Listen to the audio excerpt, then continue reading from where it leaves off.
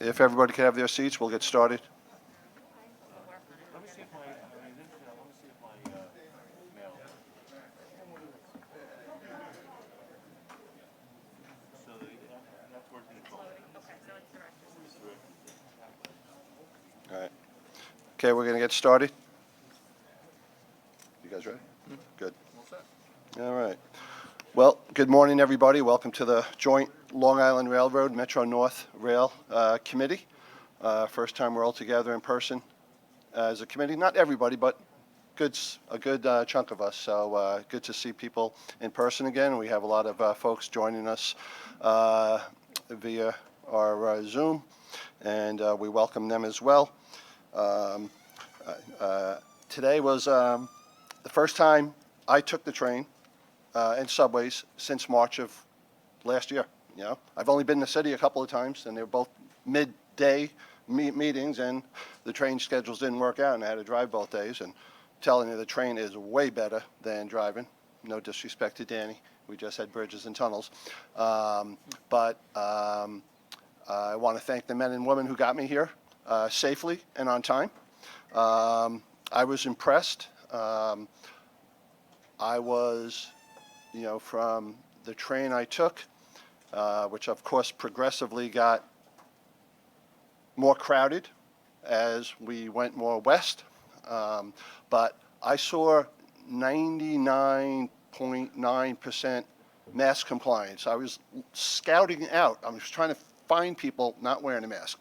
And Vinny, you'll appreciate this because you've always sensitized me to some important labor issues. So one guy did get on the train, and he did not have a mask on. And I was bigger than him, but he was a lot bigger than me. And so I did not say anything. And it made me think how we can't expect the conductors to maybe escalate a situation because you just don't know what people may do. But to that guy's credit, and then to the way we do things, the announcer, every time we got to a new station and said what the next station would be, she ended it with, and remember, you must wear a mask. And after the second time she made that announcement, this guy put on his mask. So it worked, and then there was 100% compliance. And then I got to Atlantic Yards and then took the 5 here to Bowling Green, and I was impressed. Everybody, but again, one guy on the subway had their mask on. So it's all anecdotal, but I was impressed, and I was glad, and it was nice to see people taking things seriously to protect our riders and to protect our workers. And so I felt good about that. And the other observation, I didn't see one guy, older, middle-aged, or younger, wearing a tie. So I did not see that, and of course I don't have one either. And so again, want to thank the men and women who got me here safely. Now we're going to hand it over to the public comment period. Do we have any speakers today? Good morning. We have 6 members of the public registered to speak today, followed by 1 pre-recorded public comment. As a reminder to the public speakers present, we ask that you adhere to the MTA rules of conduct and decorum. I would also like to remind our public speakers that in the interest of time and fairness to all speakers, we limit everyone to 2 minutes. Please be aware of the clock in front of the room and the warning light that you will see reminding you that you have 30 seconds left to conclude your remarks. Our first public speaker will be Shawl Pitcher, followed by Lisa Daglian.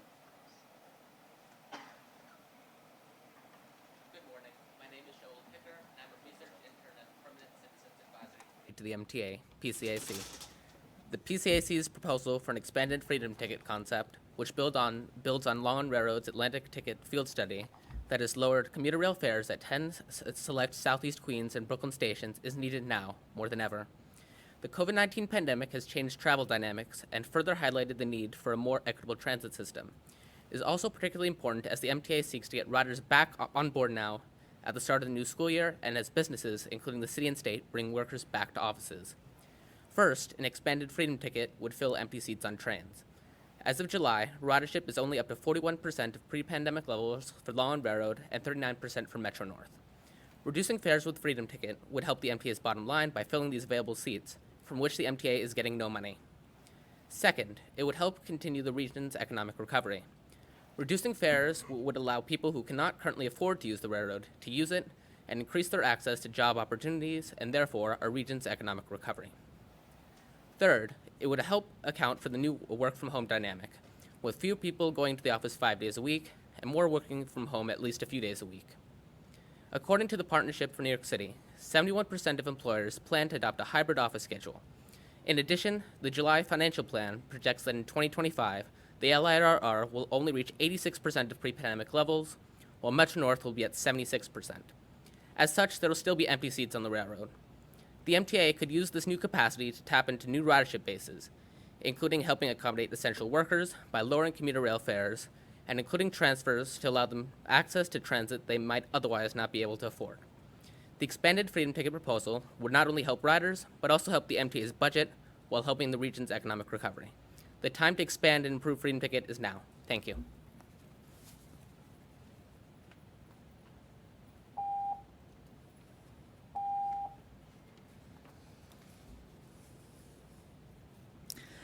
Good morning. I'm Lisa Daglian, Executive Director of the Permanent Citizens Advisory Committee to the MTA PCAC. This morning, I'd like to start with a big thank you to everyone at Metro North and the Long Island Railroad and across the MTA who worked tirelessly through recent storms and heat waves to get riders where they needed to go. Sometimes late for dinner, but safely, and that's job one. It's encouraging to see more riders on the rail. It's critical that everyone mask up for our continuing safety. I'd like to personally thank LIRR conductor 6910 for her diligence in that regard. She's a great model, but enforcement should be in the hand of enforcement agencies. But thank you to everyone who got us through the storms and the heat waves. These last few weeks have been a wake-up call for all of us. More must be done to protect the transit system that is the lifeblood of our region from Mother Nature. The storms, Henri, Ida, and whatever comes next, are a clear indication that new solutions must be found. The fact that most service was restored as quickly as it was is a testament to the hard work of everyone at the MTA. Riders counted on you and you delivered. Thank you. But we also how fragile is the region in which we live and how dependent we are on our surroundings. Mudslides, floods, and even patio furniture can shut the system down. But recent and ongoing investment, combined with hard work and determination, enabled trains to start running again as soon as they did. There were new lessons learned from these storms as compared to Sandy, and reconsidering and reconfiguring capital projects to address them to make the system even more resilient is going to need to be a priority. This will all take money. That's why it's so critical that funding come to the MTA from federal, state, and local sources and highlights more than ever the importance of congestion pricing. We'll be out there in full force speaking in support of congestion pricing at the upcoming meetings across the region and urge others to do so as well. Our region and riders count on it. Thank you. Our next speaker is Alster Dupree, followed by Omar Vera.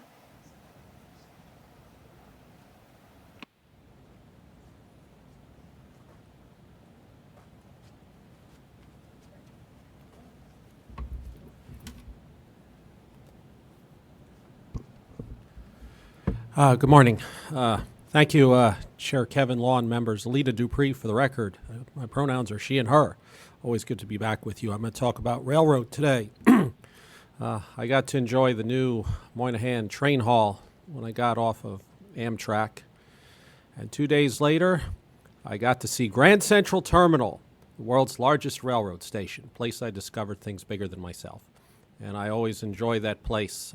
But we had some cracked flooring somewhere like near the east side of the ticket windows, so we want to make sure we keep up with our keep that building up nice.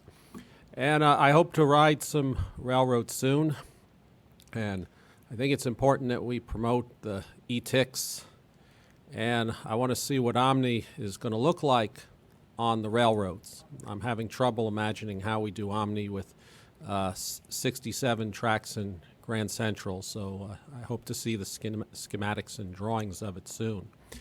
And safety is essential on the system, as I mentioned a bit before in the safety meeting. We shouldn't be having employees walking around carrying large amounts of money. We have vending machines. We have e-tics. We shouldn't be taking money on the trains because when you're carrying a lot of money around with you, it makes people a target. And it has collateral profound effects to all involved in the constrained space of a train car if an employee is victimized because they have money. We should do like other railroads and go to proof of payment and work on our Omni and our vending machines to have this seamless and safer customer experience. So I want the safest, most equitable railroad that we can. I have 50 years on these railroads, not just because they get me around, but I discover things bigger than myself. Thank you.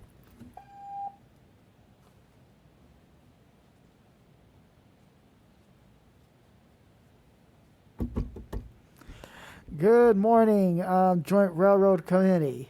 I'm back. And there's something I need to suggest really quick. We all know that meeting jointly is fine. That's fine, but we should do it like in the old format, where even number months you meet jointly, but odd number months you meet separately, like we used to do.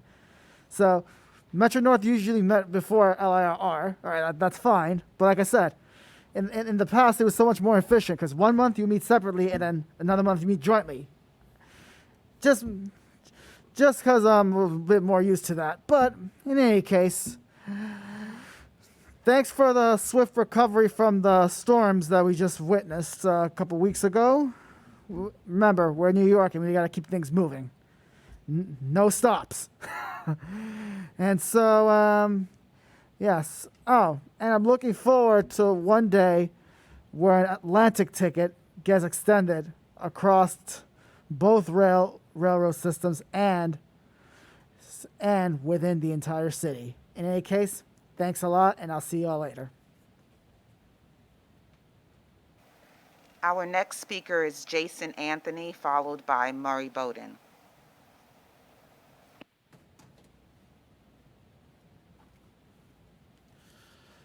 Good morning, Kevin. Good morning, Phil.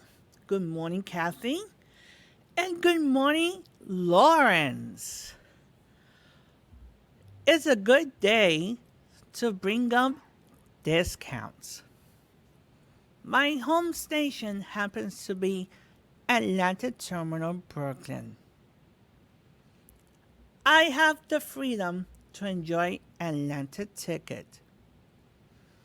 But do you guys know that other transit systems like Metra in Illinois and Metrolink in California have discounts?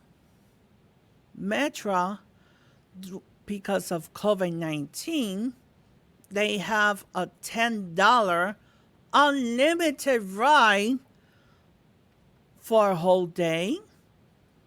And Metrolink in California, they have a $10 unlimited ride for the entire weekend. Why not consider it here? Since that Metro North and Long Island Railroad has so much destinations to discover, why not consider it?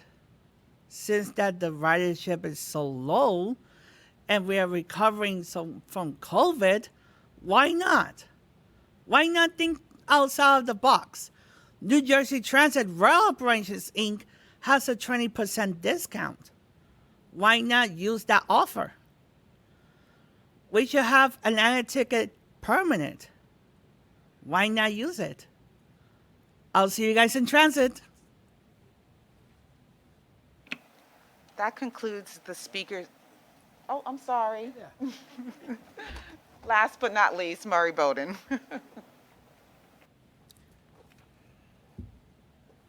Sure, you'd like to get rid of me because you don't like what I'm going to say today. Like, Kevin, you turned my whole presentation upside down. A couple of things you said that were important. One, you said you don't have a tie on. My family has been in the fabric and renewal business for 95 years. My son is the last, and he won't be in it much longer. And second, when you talk about masks on a train, you were absolutely correct. But did you watch any of the football games yesterday? Nobody had a mask on. Did you watch the tennis matches? Nobody had a mask on. Did you watch Sturgis? Nobody had a mask on. So the question is, why do you all have masks on here today? This room has got the highest cleaning of the air. There is no reason to wear a mask in this room, and when you wear a mask and speak, I can't hear you. My hearing is not good. I'm getting old as you. But you all bought into this business of wearing a mask all the time at the wrong time. There is no reason to wear a mask in this room. None. And yet you do it and you send out the wrong message that the mask does something to protect somebody. I've been vaccinated properly. I'm not going to get the virus, and if I do, I won't die from it. And the whole point is not dying from it. About the only guy that writes about this well is David Leonhardt, the New York Times. Go read his things. But as long as you wear a mask here, you're distracting people. This is not the place to wear it in this room. On the train it was, but not in this room. And if you can't deal with that, maybe we need new people on this board.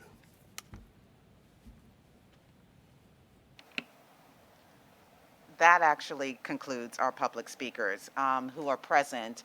Now we'll go to a video of the pre-recorded public comment. Thank you. Good morning. We have one member of the public registered to speak today. We are recording today's public comment for all committees in order of the meeting schedule, beginning with the Joint Railroad Committee. The first 30 minutes of public comment for each committee will be delivered at the corresponding committee meeting, and the remainder will be posted online for the public and board members. We ask that all speakers adhere to the MTA's rules of conduct and decorum. I would also like to remind our public speakers that in the interest of time and fairness, we limit everyone to 2 minutes. Please be aware that there will be a warning beep when you have 30 seconds to conclude your remarks. We will now hear comments for the Joint Long Island Railroad Metro North Committee. The first speaker is Andy Pollock. Good morning, President Eng and President Rinaldi. So I'm going to try to keep my comments brief to, I guess, keep the timer rolling so we can get to the in-person speakers. So I'm very happy to hear the news that the off-peak fares will remain in effect until the end of this year. This is excellent news because we are trying to get people to come back to commuter rail lines, of course. There are other incentives, just like how for the fall, we're going to have the monthly tickets being honored for weekends, which would help out a lot of people because a lot of traveling is expected to take place throughout the remainder of this year. And especially how I want to thank Board Member Bringman for making this all possible. He has been very vocal on making sure that we can keep the off-peak fares for the remainder of the year. I would hope that when we get to January, there would be a proper discussion of how we could reinstate the on-peak. But for now, off-peak is in effect until the remainder of the year, and this is a good incentive to get people to come back to commuter rail lines. So with that, I conclude my remarks. Thank you, President Eng, and thank you, President Rinaldi, for hearing my comments this morning. Thank you. Mr. Chairman, that concludes the public comment. Thank you, Paige. All right, summary of actions are in your books. Nothing for Long Island Railroad and Metro North on page 4, Metro MTA, C&D also on page 4. We'll go to approve the minutes of July 21st, 2021. By motion by Randy, seconded by Bob. Any comments, revisions, additions, abstentions? Hearing none, minutes are approved. We'll go to the work plans. Phil, are there any changes to the work plans for the Long Island Railroad? No changes to the work plan for the railroad. Kathy, are there any changes to the Metro North work plan? No changes to the Metro North work plan. Then we'll go right to the agency reports. Long Island Railroad is first this month, so I'll hand it over to Phil. Thank you, Kevin. Good morning, everyone. From the very beginning, my focus has been listening to our customers to best meet their expectations and needs. First and foremost, reliability of the trip, getting people safely to their destinations on time. Next, cleanliness of our stations and trains. And lastly, riders ask for accurate and real-time information to make timely decisions. Over the last 3 years, we've been doing just that. So I want the board and the public to know that while we are an open system, exposed to the elements, we continue to deliver critical work across the system that better protects and hardens our infrastructure against Mother Nature. The force and impacts from Hurricane Ida were felt across the New York metropolitan area, including Long Island. And while we sustained some damage, I'm confident that all this work has made a difference, minimizing impacts and allowed our heroic workforce to more quickly resume service in a safe manner to most branches in under just 4 hours. We made a difficult decision that evening of Ida to proactively suspend service around midnight, knowing that it was the best way to keep everyone safe and allow us to respond more quickly and efficiently to any issues. You can see in these photos the impacts we're seeing: mudslides, flooding, same issues across the whole New York metropolitan area. But our crews worked hard to get through the night and into Thursday to get us back. Hurricane Henri had the east end of Long Island in its crosshairs, and our decision to proactively suspend Montauk and Greenport service was the right call for that storm. What people don't know is we also proactively removed some of our longest crossing gates in advance of protecting them from damage. So once it was safe to restore train service, we could do so more quickly. And if I take you back to Hurricane Isaias, we restored full service in just 2 days. And the reason I point all this out is when we launched Long Island Railroad Forward, it wasn't just a list of items to fix, but it was instilling and maintaining a sense of urgency to quickly tackle long-standing problems that repeatedly affected service and our customers. So when we replaced the problematic switch, we made sure to address poor drainage that contributed to the failures. I'm proud to say those locations did not flood during Ida, allowing us to focus our attentions elsewhere. And when we sought to improve grade crossing safety, we did it across all our grade crossings, not just a few, improving driver visibility during storms such as Ida. And we aggressively addressed overgrown vegetation along our right-of-way, better ensuring safety and reliability during the storms with high winds and significant rainfall. This gave our locomotive engineers improved sight distance and has reduced the number of service suspensions due to fallen trees. And when we tackle potential vulnerable utility poles, we partner with PSEG to accelerate not only the initial plan list, but locations that were scheduled for outer years. We made a priority to perform critical state of repair work. For instance, the rehab of the viaducts in Lynbrook and Rockville Center included repairing the drainage system to extend the life of the repair viaduct work. And concrete tie installations combined with new ballasts across our system and resulted in a more resilient infrastructure. And larger scale work using Sandy resiliency funds to replace and raise substations, signals, and key infrastructure along the Long Beach branch kept that branch out of harm's way during Ida. In addition to our field forces to do this work, we've got an outstanding team in transportation and service planning departments that figure out how to support the outages for the work and still deliver robust service, which is important for riders that rely on the Long Island Railroad. The numbers tell it all. Last year, we delivered the best on-time performance in modern Long Island Railroad history, and this year we're on pace to beat that. In July, our on-time performance hit 96.3% and 97.1% in August. Year-to-date, we're at 96.2%. We know we can't stop Mother Nature, and as we all see, it's only getting worse as storms are more frequent and more severe. There's much more of this work to be done across our system, with the largest commuter rail in North America topping out at nearly 600 miles of passenger track, and we're up for the challenge. We've officially opened a locomotive shop in Morris Park, which gives us a modern facility to better maintain our diesel fleet. On August 29th, we completed making the Port Washington branch, our first branch, with full concrete ties. I'm confident that this work mitigated the impacts of flooding waters from Ida. And later this month, we'll start concrete tie and rail replacement work on the Atlantic branch. Crews will also be out in Southampton and Hempstead performing track maintenance and surfacing. While I can't quantify something that didn't happen, I do know our customers are letting us know that they are seeing and feeling the improvements and positive changes. Every component, excuse me, problem with digital,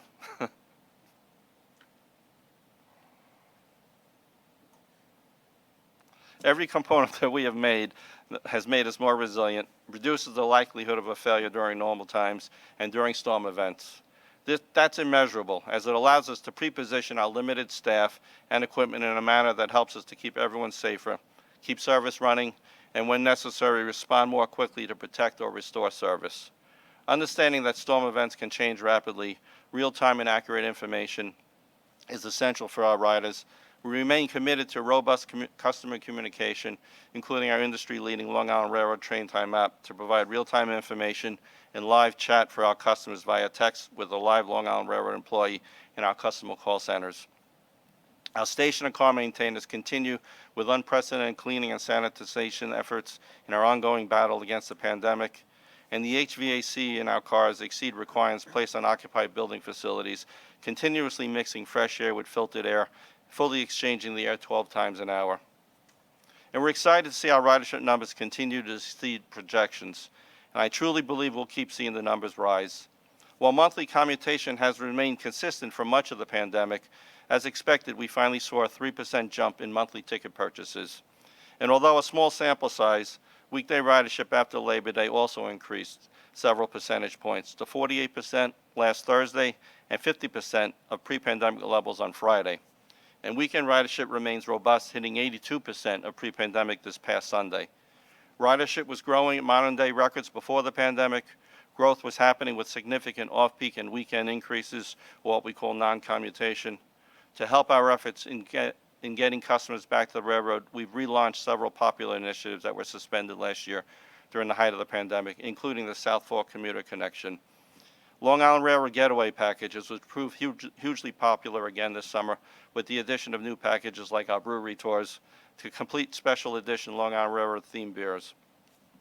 And eliminating the need for special permits to bring bikes aboard our trains, making it easier for people who want to use their bikes for that last mile connection. Our Summer Saturdays program was once again a success, and we're thrilled to start up autumn weekends this past weekend. People are using the railroad not just for work, and that's a good thing because that means we'll see ridership where we have more capacity, and riders that need to travel during our traditional peak hours will benefit as well. And as businesses rethink how to bring workers back, it's the flexibility they provide that we'll be monitoring, as it gives their employees more options to travel and gives us an opportunity to continually reimagine how we provide service. Traffic is getting worse, so I want people to know that they can get out of their cars and ride the railroad. Riding the railroad is safe to use, even as we continue to make our way through the pandemic. The studies have shown that riding transit is safe, just as we did through much of last year. Just follow the advice of the health experts, including properly wearing face coverings, avoiding touching your mouth, eyes, and hands, touching your eyes and nose, until you've had a chance to wash and sanitize your hands. And I'm pleased to report, with a heightened emphasis on face coverings, as Kevin mentioned, anecdotally, the mask usage is up higher. A recent survey on September 8th showed a proper mask usage back up system-wide to 92%, up from 87% we observed back on August 12th. I want the public to hear it again. You can ride the train safely every day. You know how? Because our train crews have been doing it every day since the start of the pandemic, and I couldn't be prouder safely riding the trains each and every day with them.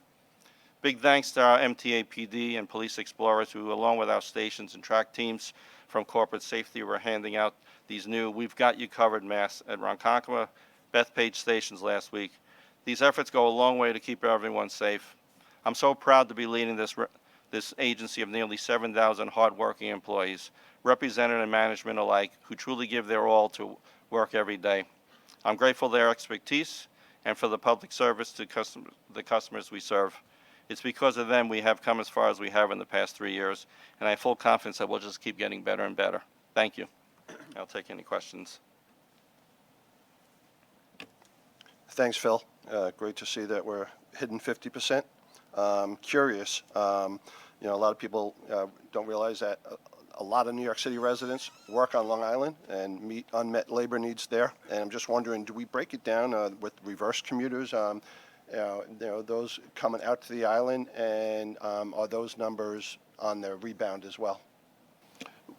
We can break it down. We have those numbers. I can say that during some of the schedules that we ran last year, where we reduced service into the city, that actually gave us the ability to increase service to the east direction, and we actually saw a ridership uptick. So I'm confident that as the ridership patterns change, as East Side Access third track complete, along complementing with double track, we'll be able to see increased ridership in both directions, and I think that goes hand in hand with all the development that's occurring on Long Island. Great to hear. Any questions for Phil? All right, thank you, Phil.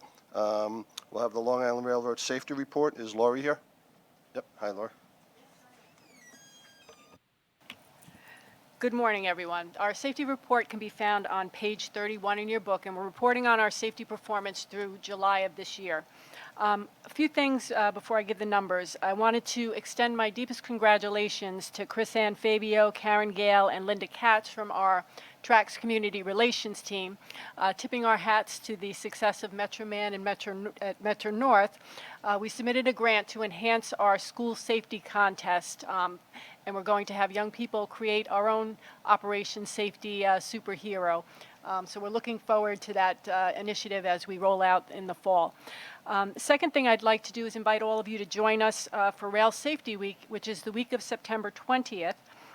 We're going to be out at various stations engaging with our customers and with the community to really focus again on the importance of safety and how important it is that we all work together to ensure a safe environment as we're traveling to and from our destinations. And finally, our safety statistics. So for the period ending July 2021, the average reportable customer injury rate was 3.57 injuries per million customers, and that's down from 4.45 injuries per million customers over the same period last year. And our average reportable employee lost time injury rate was 3.73 per 200,000 hours worked, which is up from 3.07 per 200,000 hours worked over the same period last year. We continue to struggle with soft tissue injuries. We've reinvigorated our focus on that starting in September. New website, new information. It's a very physically challenging environment that we work in, and it's important that our employees are able to physically manage through their tasks, and planning for the day and being able to do that is really the focus of our new campaign. And I'm happy to answer any questions anybody may have. Neil. Thanks, Kevin. Lori, you heard the conversation in the safety committee meeting a couple of meetings ago, and Vinny was asking or answering many of the questions around vaccination rates. And then I asked Eric Osnes, your colleague from Bridges and Tunnels, to give us his more detailed viewpoint from on the field or in the field of what's happening, whether it be different customer groups, employee groups, or viewpoints. I'd love to hear your thoughts about how we can drive vaccination rates further in Long Island Railroad, and I'll ask maybe it's appropriate to ask your Metro North colleague as well in parallel instead of jumping around, because this is, to me, well, in years past, you and I have spent many times talking about the imbalances between Metro North and Long Island Railroad in terms of customer injuries. I think, to me, at least, given where we are with ridership right now, that is not my primary focus. My primary focus is the safety of our employees and our riders related to COVID-19. And I'd love your thoughts about what things we can do, whether as a board or management, to help drive vaccination rates through. Vinny was very articulate about what's holding things back potentially, but I'd like your perspective, please. Yeah, and I'm happy to build on what Eric Osnes and Vinny had said earlier. I think it's a very emotional time for people, and it's a very personal decision, and each individual is on a journey. And I think what we are really focusing on is both education and availability. I think the more that we can engage in conversations with our employees about what their experiences are and the importance of vaccinations and how we can help them to manage through that decision, because it is a decision that not only affects them, it affects their colleagues, it affects their families, it affects the communities that they live in. I think Vinny touched on that this is something that's going to take time, and we continue to roll out and make available to employees, so when they have that decision made, that we're right there to provide them with the opportunity to get vaccinated, so that we can take them very clearly from one end of the journey to the other. I think that having that availability, coupled with education and getting that messaging out, is really going to help win us through or get us through this next phase of our battle with COVID. Bob? So to follow up on this conversation we've been having all morning, it seems to me that while I understand the concept of the personal journey that each person is undergoing, I think that that's only half of the equation. And the problem is that personal journey is imposing both danger and costs on everyone else. One of the things I'm going to be interested in later on is there's an acquisition with Aetna of $6.5 billion for health. Those costs are very sensitive to the percentage vaccinated. And I'd be interested in knowing what the sensitivity analysis is of that 6.5 billion, which is very different if 70% is vaccinated versus 95 to 100%. And for those, most of us saw over the weekend in articles that the Times reported that you are 10 to 11 times more likely to get hospitalized or die if you're not vaccinated. And those are raising extraordinary problems, first in costs of health, but then on the people who are exposed to you, whether it's fellow workers, and I mentioned this morning all of the under 12-year-old kids I saw on the subway today, who we know are not vaccinated and are being exposed. So I think that the personal journey is important, but all of the others, the majority who have been vaccinated, are both exposed to danger and are potentially exposed to substantially higher costs. And certainly the MTA is exposed to higher costs with low levels of vaccination. And I think that this is a process that does require time and education, but I do think that we are every day losing costs in terms of $60,000 to $100,000 hospitalizations of people who shouldn't be there, and it's our own fault that they're there, and potential danger to those who are not vaccinated. Those are things I don't think we can just let time go by. And I think that there is a need to educate, but I think the education is not just your own personal choice, but the danger you're inflicting on others. And whether you really, that is a responsible role of a citizen, to be endangering others and to be adding cost to others. So I think that's a problem that we need to grapple with, and we meet once a month, but I think it is a daily issue to how we move forward on this. And I think it's unfortunate that we didn't adopt the Vaxxer test in the beginning of September, like I think we initially intended to do, and that would have been helpful. But I think we really, this is a, as Pat Foy used to like to say, a 5-alarm fire, and we need to address it timely.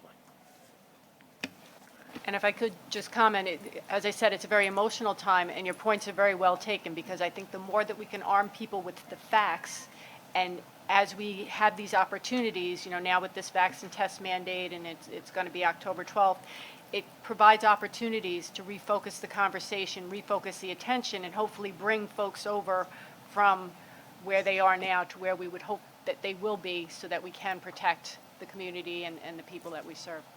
So your points are very well taken. Thank you. Thank you. Vinny?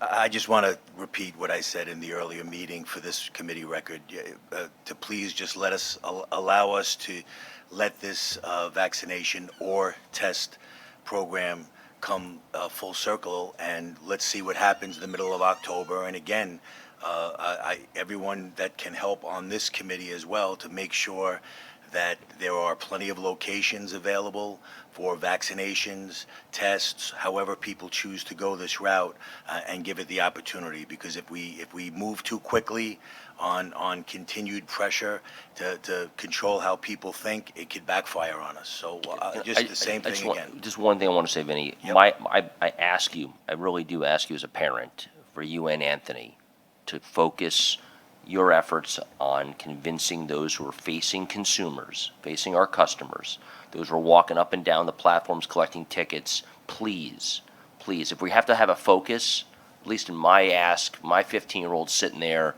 I don't need her getting sick from this. She's fortunately vaccinated, unlike your grandson. But son or daughter? Grandson. Okay, good. And the granddaughter is unvaccinated. All right, well, you have a lot of grandkids. Good for you. Mazel tov. But your focus on those people on the front lines with our consumers would mean a great deal.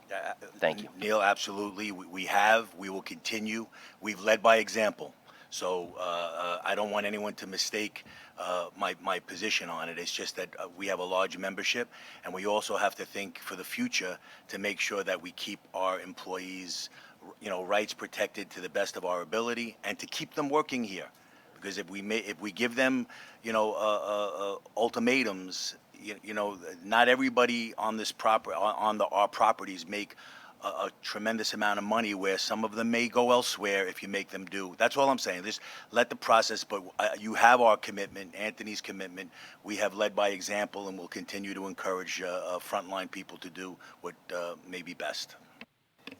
Thank you, Vinny and Neil and Bob and Lori. Thank you. Did we have one other comment? I was just going to offer some comments from Metro North's perspective. Thank you, Commissioner Zuckerman. So Metro North is taking this very seriously. We partner with our labor members. We've stood up pop-up vaccination sites on our property. We've had 3 pop-up vaccination sites. While the numbers were lower than we wanted, it's certainly ability about educating our members, making it available to them, and hopefully as we work forward, our labor members have been a strong advocate for us in this, and they've really been a strong voice. A number of our forward-facing employees are 70% vaccinated, so we're working through that, and we can hope to continue as we move forward to increase those numbers by, again, making it more available and educate our employees when issues arise, that we bring the CDC and other health professionals into the equation, so we educate them and give them the facts.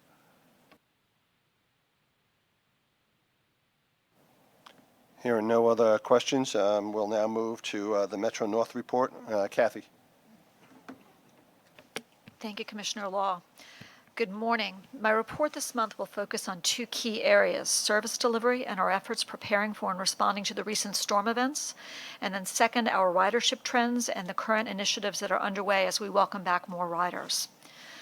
In the middle of August, it looked as if New Haven was going to take a direct hit from Tropical Storm Henri. This unpredictable storm, with tropical storm force sustained winds and gusts, extended over much of our territory. Based upon an extremely ominous forecast, we implemented a proactive plan to prepare for the storm. For Sunday, August 22nd, we suspended service on the New Haven line and dramatically curtailed service on the Harlem and Hudson lines. The service plan required development of a new diesel-only schedule by operations planning. We relocated M8s out of our New Haven yard over to higher elevation at West Haven and Bridgeport, and also moved some equipment into Grand Central as an added precaution. Our CNS personnel removed switch motors from certain switches in the New Haven yard because of concerns about storm surge. MW forces mobilized so that they would be ready to address downed trees, washouts, power problems, and the other impacts that we know to expect from a tropical storm of this dimension. And we communicated this plan to our customers ahead of time so that they would know how to plan for the storm. As it turned out, Henri, which had been tracking west for a couple of days, ended up drifting back to the east and making landfall in western Rhode Island, which greatly diminished the impacts of the storm on Metro North territory. Even though the winds were not as strong as we had anticipated, the region saw heavy driving rains for much of the day on Sunday, and we had multiple downed trees across our territory and high water conditions at several locations on the railroad, including flooding in our North End access and Grand Central Terminal. Our decision to curtail service Our decision to curtail service allowed us to address the storm's impacts without inconveniencing our customers or putting them in harm's way. Transportation and mechanical employees worked together to ensure that the equipment was in place and ready for the resumption of normal service the next day. Station personnel was out in force to ensure that our stations were safe and ready, and communications and other support departments worked behind the scenes to get us ready to start another new week of service. We ended August with our East of Hudson on-time performance operating above goal at a high of 98.3%. West of Hudson performed at 92.2%. Over the course of August, we also completed the deployment of PTC system software upgrades on our M8 fleet on the New Haven line. The operational improvements that we're seeing have greatly enhanced our reliability on the New Haven line. Only 10 days after Henri, the remnants of Hurricane Ida unleashed record-setting rains across our territory during the overnight of September 1st to September 2nd and disrupted service for several days. Ahead of the projected rainfall, we positioned staff to monitor weather and system conditions. We deployed maintenance personnel, including our track, signal, and power staff at key locations. We had public information officers and PA announcers on duty to keep our customers informed. And we placed mobile units and diesel mobile units in strategic locations to protect our operations, and we staffed those around the clock. Simply put, as you all know, Ida wreaked havoc across our territory. We suspended service overnight due to extreme flooding conditions, downed trees, and power outages. Service remained suspended all day on Thursday, September 2nd, as our crews assessed the storm's impact on our infrastructure, including washouts, mudslides, collapsed walls, flooding, fallen trees, and damage to power and signal infrastructure.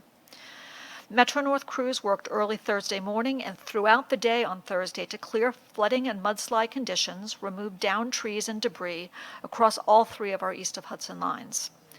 Crews cleared more than 10 inches of water at 2 critical substations in the Bronx that allowed us to resume electric service.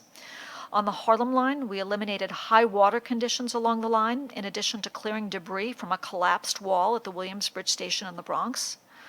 On the New Haven line, high water and mudslide conditions were most prevalent in the stretch between Rye and Norwalk, including a mudslide at Portchester. Crews cleared debris, water, and mud from tracks and inspected and tested switches, signal, and power. On the New Canaan branch, crews repaired overhead wires damaged by fallen trees. I'd like to extend my thanks to all employees who worked tirelessly through the night and day, and because of their hard work, we were able to restore service on the Harlem and New Haven lines on Friday morning.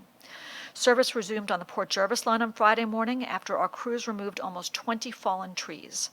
Pascack Valley line service started again on Friday evening following infrastructure repairs by the New Jersey Transit crews. Crews also continued cleanup efforts on the New Canaan and Danbury branches, where service resumed on Saturday. The Wassaic branch resumed service on Sunday morning. Service on the Hudson line, where damage was the most severe, remained suspended until Tuesday, September 7th. Following initial post-storm inspections and clearance of trees, vegetation, and debris from the tracks, crews and contractors spent day and night restoring slopes and ballast that had been washed out by floodwaters at multiple locations throughout the Hudson line. Much of the work was between Glenwood and Greystone stations, where waters cascaded down from Warburton Avenue at multiple locations, creating mudslides onto the tracks. Contractor forces installed 600 cubic yards of heavy stone fill to stabilize areas adjoining tracks for safe operations. At Dobbs Ferry, crews continue to work to rebuild a culvert washed out across all 4 tracks, and they removed debris and mud along our tracks caused by flooding at Ossining. Metro North employees worked tirelessly around the clock so we could restore full service as soon as possible. Work continues on segments of the Hudson line to restore our northbound track, Track 3, to service. I cannot thank our crews enough for the heroic work that they've been doing during and after these storm events and unprecedented rainfall. I would also like to send a special thank you to our partners at C&D, especially Kathy Sheridan, who provided incredible support and coordination for our efforts at the Greystone mudslide location. The way this railroad, and together with our C&D partners, plans for and recovers from storms and executes on that plan is a reflection of the experience, the professionalism, and the dedication of our entire Metro North workforce. On behalf of our customers in the entire region, I would like to extend my thanks. Now shifting over to ridership. While we focus on protecting our infrastructure, our priority also remains on restoring ridership, guided by our initiatives in our Way Ahead Moving Forward program that we launched back in June. With more New Yorkers returning to the office and school following Labor Day and taking public transportation to get there, we need to continue to make sure that our railroad is reliable, comfortable, safe, and welcoming to all. It's the best way to win riders back and to support the region's recovery. With this in mind, we planned and implemented a new schedule on Sunday, August 29th, with service increasing to 82% of pre-pandemic levels and weekend service returning to full pre-pandemic levels. Now, in the month of August, we would typically see a 3 to 4% decline from July as the result of August vacations. Average weekday ridership in August was indeed down approximately 6%, combining the effects of vacations plus the effects of the Delta variant. Our peak ridership was the 3rd week of July, with nearly 104,000 weekday riders. Weekday ridership slipped to an average of 91,300 in the last full week of August, which is typically a heavy week for vacations before return to work and school. Ridership had rebounded to an average of 98,500 before Hurricane Ida struck the region. Overall, weekend ridership in August was down approximately 5.5% from July, the result of the Delta variant and extremely hot weather making outdoor activities less attractive. However, we have good news that we just got this morning with respect to the first week back in September. Our ridership has rebounded very nicely. On the 4-week workdays last week, we calculate an average daily ridership of 112,468, which is our highest since COVID actually began, which is 42.8 of our pre-COVID base ridership and 39% of the average weekday ridership in September of 2019. It's 17.3% of the average weekday ridership the week of the 30th of August, if you exclude the 2 tropical storm days, 20.5% above the average weekday ridership of 2 weeks ago, the week of August 23rd, 20.1% of the average, 20.1% above the average weekday ridership from a month ago, the week of August 9th, and 18% above the average weekday ridership of 2 months ago, the week of July 5th to the 9th. Last week's average daily ridership is 8.4% higher than our previous highest ridership during COVID, which was the week of July 29th to the 23rd, when we calculated an average daily ridership of 103,724 riders. So we saw a very nice bump up last week. We were very happy to see that. So with respect to our strategies to attract riders back to our system, very similar to some of the strategies that Phil discussed, and some of the programs actually overlap. In addition to increasing service and travel options, we can't wait for our customers to see our progress, as well as notice that our stations are cleaner than ever. We've been reporting on that month over month. The real-time capacity tracking feature has been extended to the M8. That happened over the summer. We have people out at our stations on a regular basis handing out masks. We've got 100 ambassadors at outlying stations and ushers in GCT. We're distributing approximately 2,000 masks each week. Our train crews make masks available to anyone on board without one, and we continue to remind our customers that masks are required when riding with announcements, signage, and digital ads. As more and more riders continue to return to the rails, we're doing everything that we can to accommodate them and make it easier for them to get out of their cars or to travel with bikes.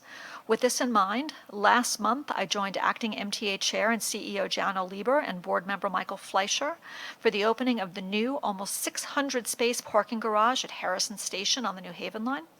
Residents can now drive there to take the train to New York or Connecticut, whether it's to pursue work opportunities or leisure travel. 475 spaces at that garage are reserved for Metro North customers, which represents an 80% increase in available parking for our riders. This project was accomplished major benefits for the commuters on the New Haven line at no capital cost to the MTA.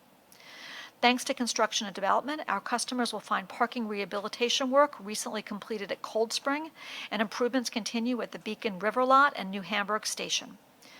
The number of cyclists has risen considerably during the pandemic, and it's vital that mass transit play a role in promoting that growth, which is why Metro North and Long Island customers are no longer required to have a bike permit to travel with bikes. And while summer may be coming to a close, weekend deals on the Long Island Railroad and Metro North will keep going as part of MTA's Welcome Back New York campaign. Building off our Summer Saturdays program, as Phil has already mentioned, the railroad started this past weekend with our Autumn Weekends promotion, which provides riders an affordable way to get out of their house and out of their cars and onto the train for their weekend trips. This fall program runs for 11 weeks through Sunday, November 21st, and follows the same guidelines as our Summer Saturday program, with one big exception. Instead of limiting the program to Saturdays only, the fall initiative is available on both Saturdays and Sundays. The railroads will honor all monthly tickets for travel on weekends to and from stations, regardless of the stations printed on their tickets. Additionally, monthly ticket holders traveling on those weekend days will be able to bring up to 4 additional travelers for only $1 per person each way. And as an added incentive for monthly ticket holders, they can bring an extra person to ride with them for only $1 every Wednesday beginning this week, September 15th through October 27th, as part of Friends and Family Wednesdays.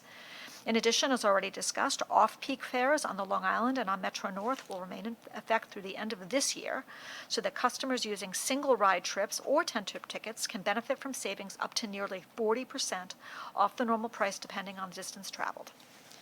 Finally, to encourage customers to return to a more reliable, cleaner system than the one many used before the pandemic arrived in New York, we are offering new MTA away deals where riders can save on admissions to area attractions like the Storm King Arts Center, the Intrepid, Rye Playland, New York Botanical Garden, and other destinations while riding on Metro North. Broadway is reopening this week with several shows sold out. We provide the frequent service to bring showgoers into the city and to take them home after the show. And September should also, well, this was written last week. September should be a good month for the Yankee fans. Well, we'll see about that. With 7 home games at Yankee Stadium, I'm still keeping my fingers crossed that there will be some Yankee games in October, but I don't know about that. So that actually concludes my report. On that happy note about the Yankees, that concludes my report. Thank you, Kathy. Seeing some of those pictures from Hurricane Ida, Yeah. it's really unbelievable. It was unbelievable, That we got back so quickly. Yeah. So again, kudos to everybody. Bob? Yes, first I do want to do a shout out for the Mets over the weekend. Those photographs were extraordinary. Yeah.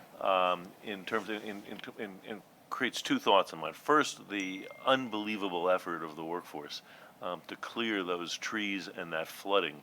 To be back is just extraordinary. I mean, when you're out there and you see the trees and how they get by and the workforce does to clear the tracks is just terrific. But the second thought that I have is, in some sense, we were spared in that we had incredible water, but didn't have incredible winds with the water.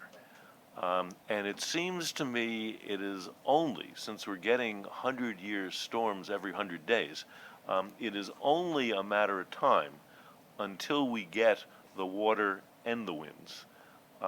And sort of, heaven help us, when those damp trees get hit by huge winds at the same time. And it makes me wonder, and I'm sorry to sort of have the thought of the moment, but it makes me wonder, are we focusing in our capital effort in the right way?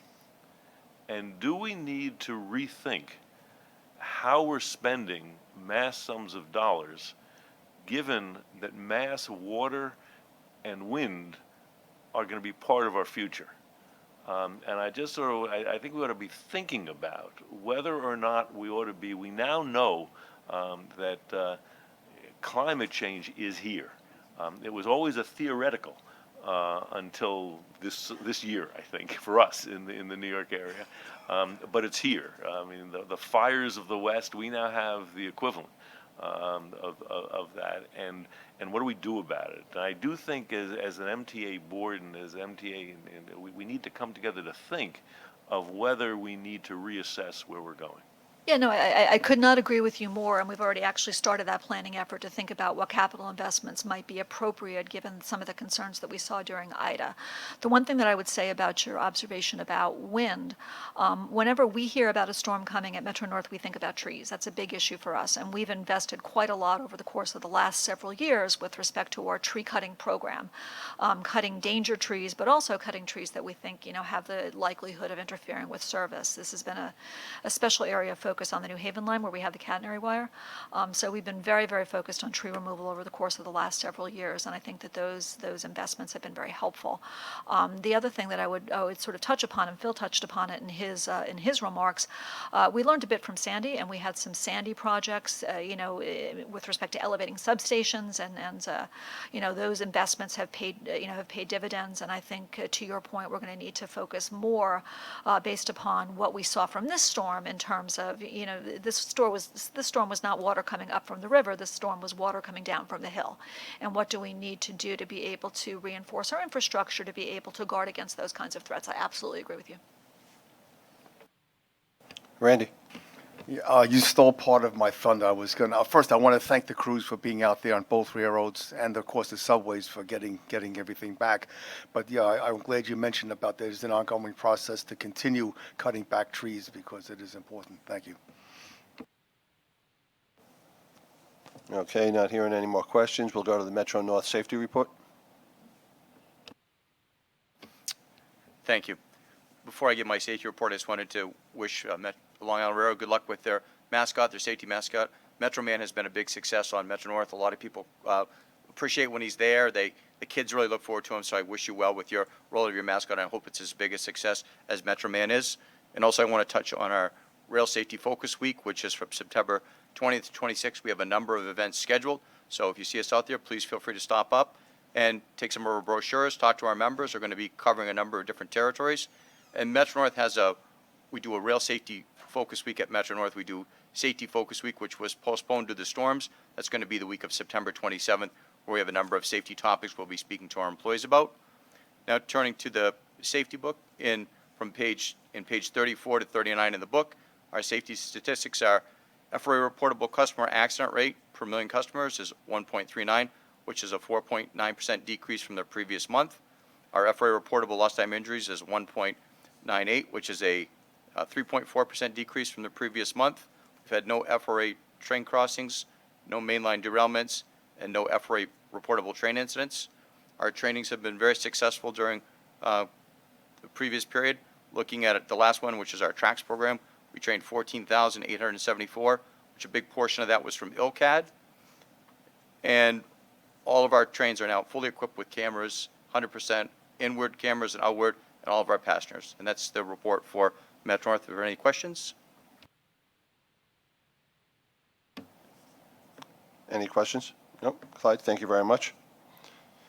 All right, moving on. There's no C&D report. MTA police report. Do we have anybody here from police, public safety? Their report is in your book, page 39. A lot of agency information items from pages 56 to 108 in your book. We'll go to procurements. Phil, are there any Long Island Railroad procurements? No Long Island Railroad procurements. Thank you. Kathy, are there any Metro North Railroad procurements? Yes, whoops, can you hear me? There is one competitive procurement in this month's package. We hereby request board approval for a contract modification to exercise the remaining 2 years of the first 3-year renewal option, totaling $5,324,852 to Aero Rail Link Service, Inc. This service provides fixed route scheduled feeder bus service, known as the Hudson Rail Link bus service, to and from our Spuyten Duyvil and Riverdale stations located in the West Bronx on the Hudson Line. All right. Is there a motion? I'll move it. Seconded by Bob. All in favor? Any opposed? Motion carries. Is that it for Metro North procurements? Yes, that's our only procurement. I believe we have some MTA C&D procurements. Is somebody here to make those presentations? Yes, Commissioner. Good morning. Hi. Construction and Development has 3 procurement actions totaling $6.6 million being brought to the Metro North and Long Island Railroad Joint Committee this month. The items begin on page 122 of the committee book. There are no non-competitive items.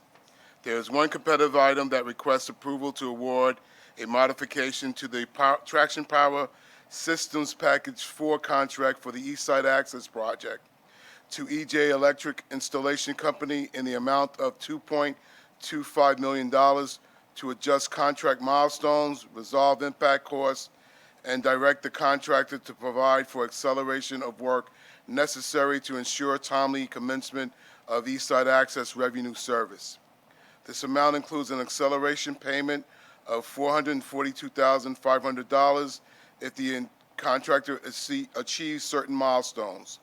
The milestone payments are structured to incentivize the contractor to achieve the accelerated work on time or lose a portion or all of the payment if the work is late. This item is submitted for your consideration and vote. Motion by Harold, seconded by Randy. Any questions, comments? All in favor? Aye. Any opposed? Motion carries. There are 2 items for ratification this month. The first item requests ratification of a modification in the amount of $2,176,500 to the Systems Facilities Contract for East Side Access with Tutor Perini Corporation for work associated with the installation of communications equipment to facilitate the implementation of positive train control for the East Side Access project. The second item requests ratification of a modification in the amount of $2,175,000 to the Morris Park Locomotive Shop and Employee Facility Contract with the joint venture of RCC AMCC for upgrades to the fire supply system and for concrete slab replacement in the parking and storage area of the Morris Park facilities. These items are submitted for your consideration and vote. Thank you. I'll move them. Bob seconds. Any comments? All in favor? Aye. Any opposed? The motion carries. Is that it for procurements from C&D? That's all our procurements this month. Thank you. Okay, agency reports on operations, metric, finance, ridership, and capital program. Phil?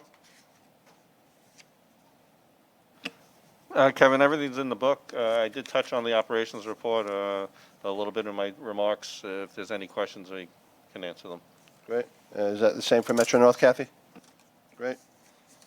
Anybody else have any other business they want to raise at this meeting? With 1 minute and 30 seconds left to go before the next committee meeting starts. Hearing none. Bob makes a motion to reserve, and Harold seconds it. All in favor? The committee is adjourned at 10:59.